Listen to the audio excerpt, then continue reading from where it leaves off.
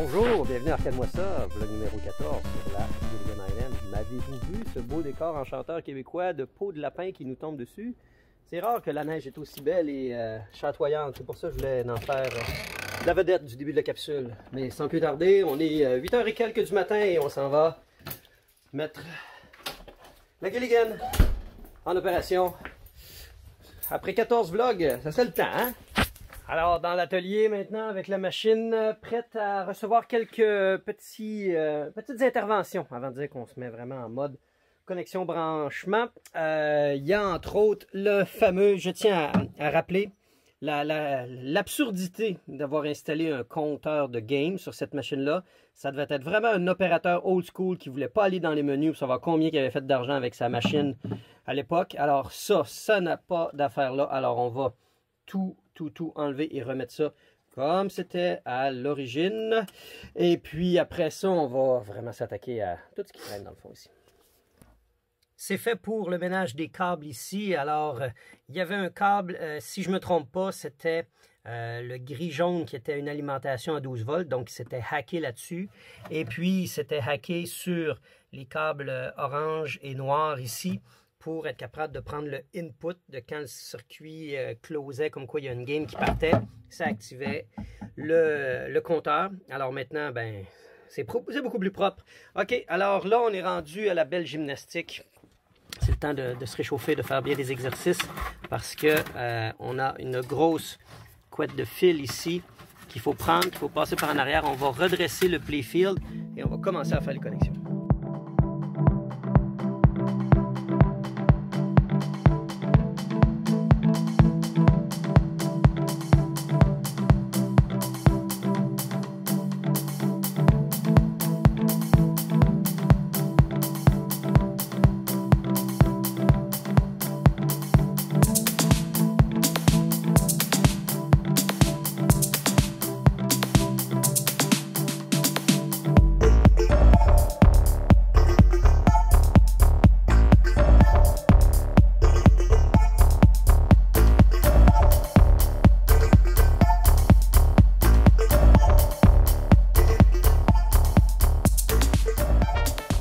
On y est avec la tête complètement terminée de connecter et ça a quand même assez bien été, la majorité était bien identifiée. J'ai eu à refaire un petit connecteur ici puisqu'il y avait un fil de décrimpé. Alors à chaque fois, j'upgrade le tout avec ce qu'on appelle des connecteurs Molex, alors que ça c'est des IDC qui sont de moins bonne qualité.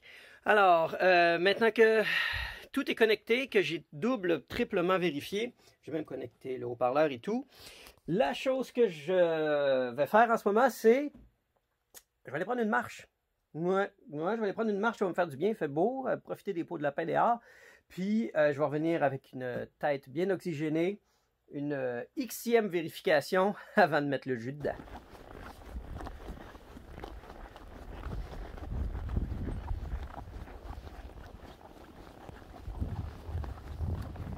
Ah! Quel beau paysage bucolique que les forêts québécoises. Hein?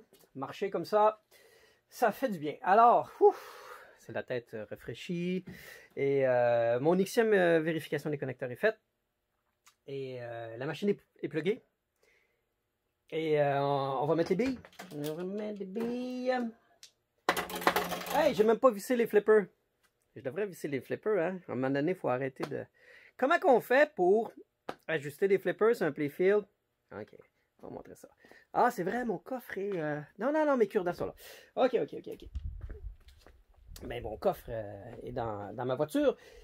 Je reviens d'aller faire une réparation au McFly. De rien du tout.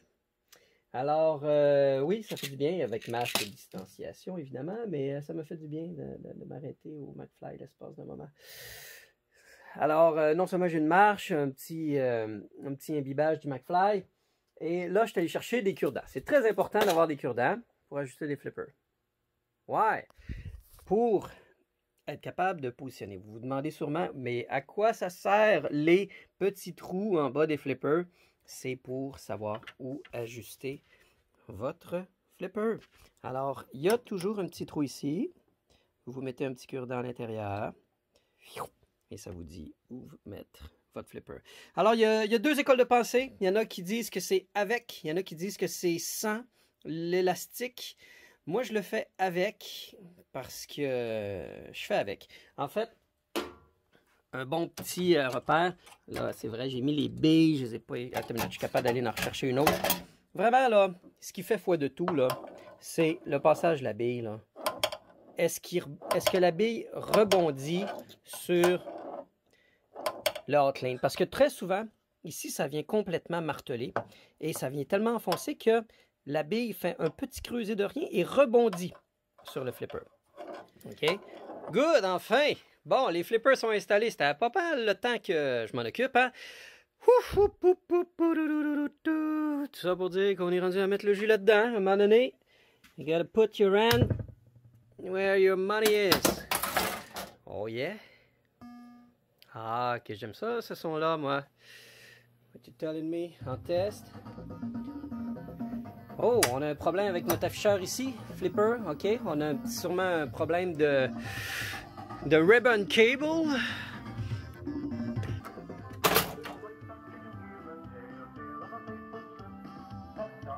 Départ de partie. Bille dans l'éjecteur. Ah, attends une minute, on va bien installer tous les fils, il était mal clippé.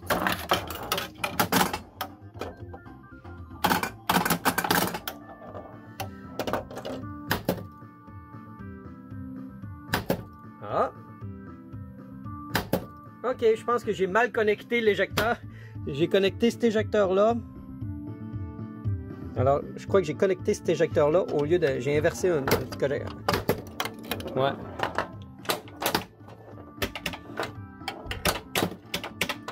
Et j'ai un flipper qui colle ici. Je pense que ça, c'est simplement mécanique.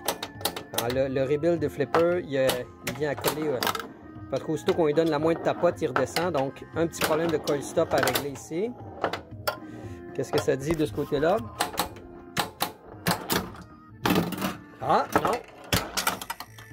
OK, l'éjecteur qui est en haut là, ça a bien été.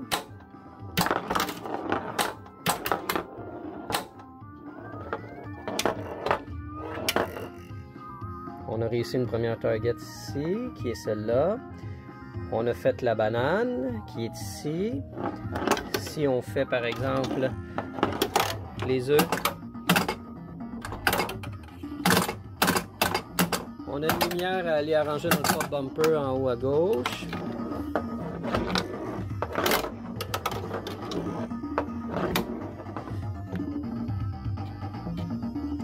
Je pense qu'on a un problème de switch matrix parce que si on l'envoie dans... On a un petit problème de connecteur ici qui s'active mal.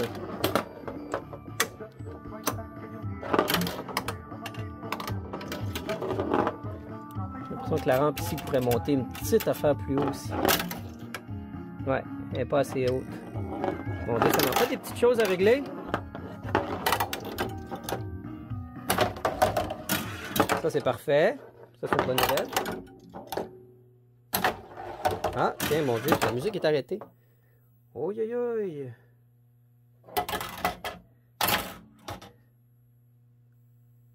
Ok, on a vraiment un problème qui s'accentue dans le dot matrice. Alors, plein de petits bobos. Plein de petites choses à régler. On va commencer par le plus simple, genre le petit flipper qui colle, mais je veux vraiment essayer d'arranger le dot matrice en premier aussi, en deuxième après.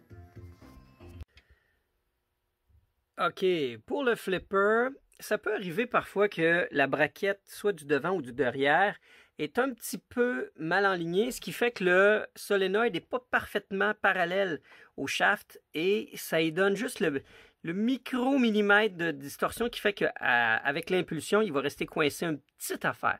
Alors, j'ai fait une légère variation. Je me suis assuré qu'il soit le plus parallèle possible en souhaitant que ça règle le problème. Et puis, après ça, j'ai fait une petite vérification aussi pour... c'est ça, il y a certains inputs, là, comme par exemple, ici, les coconuts sont pas dans le bon ordre. Les coconuts, c'est bizarre, quand je fais lui, c'est elle qui allume et inversement, fait que c'est comme inversé. Puis ceux-là semblaient pas full pin fonctionner. En tout cas, lui, il fonctionnait pas. Ça fait qu'il y a un petit problème d'input. Là, j'ai juste fait une petite vérification. La majorité des inputs arrive ici dans le MPU. Et ce connecteur-là IDC a clairement été refait et sont comme mal crimpés, mal enfoncés dans chacun d'eux. Il y a des bonnes chances que j'aille à le refaire. Là, je les ai juste réenfoncés une petite affaire, voir si ça pouvait pas avoir un impact sur certains problèmes de switch en ce moment. Donc, on y va étape par étape.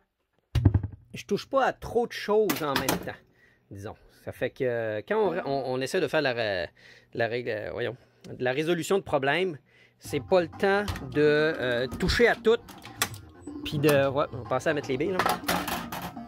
Puis de mettre le jus une fois que tu as touché à 15 affaires. Tu y vas étape par étape. Alors, on a un problème vraiment dans la matrice en ce moment, sur la détection des switches.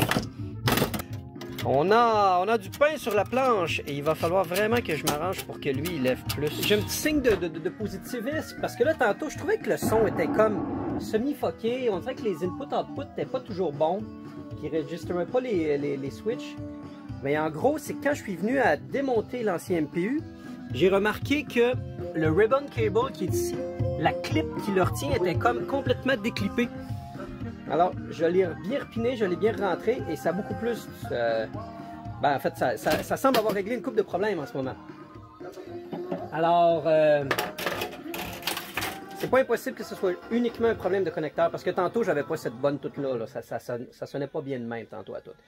Le ribbon cable qui est là s'en va et dans le soundboard et dans le DMD. Alors, ça peut expliquer justement pourquoi on avait ce genre de trouble-là tantôt. Je sais pas si ça paraît bien avec ma crappy macro caméra, mais on n'est pas supposé voir les fils dépasser comme ça, là. On voit que ça a vraiment été refait, puis ça a été comme punché à l'intérieur, donc c'est fort probable. Parce que la majorité de toutes les switches qui ont une défaillance en ce moment sont liées, entre autres, à ce fil-là. Alors je pense qu'on va régler beaucoup de problèmes en refaisant un connecteur. Et connecteur. Avoir des connecteurs, là, des Molex, ça, là, il faut faire des provisions de cela. En masse, et il faut en avoir, et j'en ai aussi le plus petit format. C'est les deux formats qu'il faut le plus garder, et ça donne que j'en ai justement un de 9 pins et 9 pins de ce format-là aussi. Le nombre de fois que j'ai vu des fils soudés en arrière d'un bord parce que la personne n'a pas ce qu'il faut faire un connecteur, c'est inacceptable. OK, pour le fun, si on met la bille ici. OK. Détecte enfin la switch qui est là. Alors ça, c'est une bonne nouvelle. Mais ceux-là, non. Yes. Et je m'y attendais. Je m'attendais à avoir des bugs de même de ce genre-là, mais l'important, ce qui est motivant, c'est qu'on les règle petit à petit. Pour tout le reste des switches avec lesquels j'ai un problème en ce moment, c'est-à-dire le inline là, le left slingshot, le G de Lagoon, ben, ils sont tous liés à cette ligne qui est ici, qui est court-circuitée. Alors, c'est comme s'ils étaient tous activés en même temps. Alors, c'est ce qu'on appelle un court-circuit. Alors, parce que le signal se rend bien jusqu'au board. Ce que je fais pour voir si le problème vient du MPU ou non, je peux déconnecter ici les câbles d'input du MPU. Et ça me permet de voir que le court-circuit vient bel et bien de dessous le playfield et non du MPU. Bonne nouvelle. Alors, il faut vraiment que j'investigue et je sais exactement c'est lequel des couleurs. C'est vraiment celui-là ici. Alors, il faut que je vois lequel des câbles qui ont un court-circuit ensemble. Et c'est là qu'on va venir à bout de régler le problème. Voyez-vous, le problème, c'est que mon fil blanc-jaune, je l'ai connecté directement sur le ground de la machine. Et c'est ce qui cause le court-circuitage. Non, mais à quoi j'ai pensé? Sacrifice, la perte, toi. Je sais pas pourquoi j'ai remonté ça de même. Mais le fil de ground ici n'est jamais supposé être en contact avec l'anneau ici. What the... À quoi je pensais? On se remet une xème fois en mode test pour voir et on a bel et bien fait disparaître la ligne qui était court-circuitée. On est donc à même de faire un vrai test. Cela fonctionne. On a du slingshot. Yes, on a du slingshot. Bon, au moins l'important, c'est que la ligne qui était shortée est réglée. On n'a pas fini. On continue. Bon matin, comment va? On est le lendemain de la dernière intervention que vous avez vue. J'avais besoin de dormir là-dessus parce que là, ça me brûlait, ça me prenait la tête au bout. Et je suis frais et dispo, ça fait du bien, j'ai pris du recul, je suis prêt à me réattaquer. Donc, en gros, les bugs que j'avais quand j'ai ouvert la machine hier, il manquait des problèmes d'affichage. Problème de son, ça a été réglé par le ribbon cable. On avait un problème, entre autres, de switch qui était shorté pour me rendre compte que j'avais mis le ground braid sur le cerceau du plumb bulb tilt. Quelle erreur. Alors ça l'a réglé ça. Il me reste encore beaucoup de choses à régler aujourd'hui. J'ai vraiment super travaillé fort pour essayer de faire en sorte que les flippers arrêtent de coller. Sans succès, je ne comprends pas. C'est la première fois, après une vingtaine de flippers que je fais, j'ai un bug que j'ai jamais... Bref, il y a ça. Il y a ça ici que je veux m'arranger pour que ça tienne mieux. Voyons, tant qu'à faire, on va le filmer. Il y a la palette ici que je trouve qui ne lève pas assez haute à mon goût. Alors, ça, il faut que je l'arrange aussi. C'est bizarre. Alors, on dirait que c'est la course. La course ne se fait pas au complet. Puis, j'ai des problèmes, par exemple, sur la Switch Matrix. J'ai plusieurs rollover switch qui ne marchent pas. Celle-là, c'est réglé. Il reste celle-là en haut. OK. Il y a les fils white-red qui sont communs à toutes ces switches-là et le fil white-orange. Et le rouge et l'orange n'ont vraiment pas des grosses variations de couleurs. Ce qui fait que quand j'ai reconnecté les fils pour le payoff top right et le payoff bottom right, j'ai inversé les deux fils. Ces deux petits connecteurs ici qu'il faut défaire quand on enlève les rampes. Alors, ça faisait en sorte que j'avais l'impression que j'avais des problèmes. Je prenais la lecture de lui en pensant que c'était lui et vice-versa. Bref, ça me fuckait, fait que je faisais des recherches sur les deux, puis je trouvais donc qu'il y en avait un qui ne fitait pas avec les autres.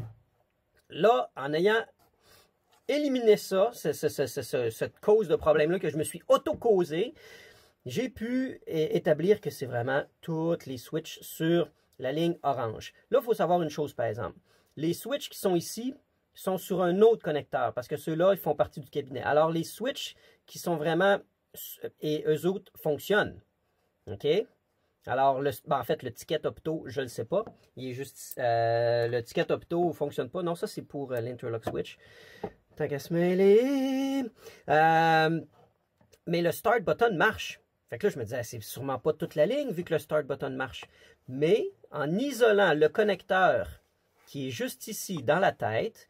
Je me suis mis mon fameux multimètre et je m'en vais ici jusqu'à mon fucking connecteur IDC et je m'en vais piner sur l'orange et je vois que j'ai pas de continuité. Pourquoi? Parce que le fil orange s'est mis à carrément déclipper du connecteur IDC. So, guess what?